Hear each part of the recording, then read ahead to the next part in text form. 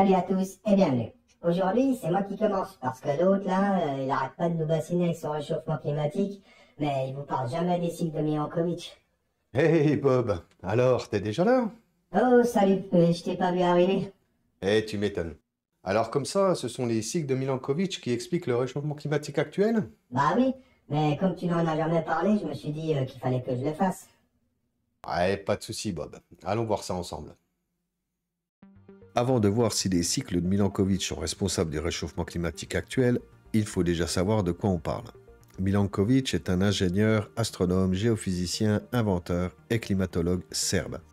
Il a mis en évidence, entre autres, 3 cycles de variation des paramètres orbitaux de la Terre. Chacun de ces cycles a une incidence différente sur le climat. Le premier cycle est la forme plus ou moins elliptique de l'orbite de la Terre, l'excentricité, composé lui-même de 2 cycles. Le cycle principal a une période de 400 000 ans et le deuxième d'environ 100 000 ans. Le deuxième cycle est celui de l'obliquité, c'est-à-dire de la variation de l'inclinaison de l'axe de la rotation de la Terre, qui est un cycle d'environ 41 000 ans. L'inclinaison par rapport au plan de l'écliptique varie entre 22 et 24,5 degrés. Le troisième, c'est le cycle de la précession des équinoxes, c'est-à-dire de la variation de l'orientation de l'axe de la Terre, avec une période d'environ 26 000 ans.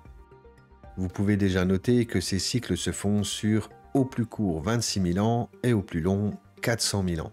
Et c'est déjà un indice que le réchauffement rapide de la température moyenne du globe que l'on observe ces dernières décennies n'est pas dû à ces cycles.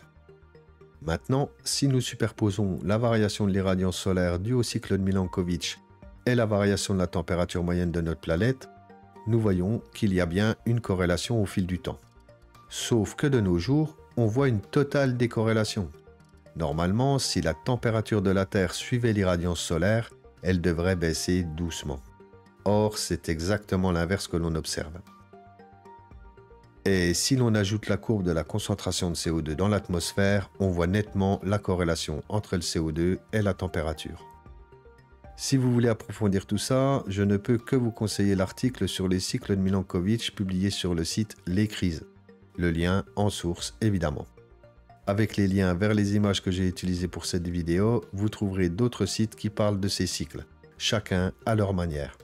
Donc, désolé Bob, mais les cycles de Milankovitch ne sont pas responsables du réchauffement climatique actuel. Et même plus, selon ces cycles, la température de la Terre devrait doucement baisser. En fait, utiliser cet argument, c'est marquer un but contre son camp.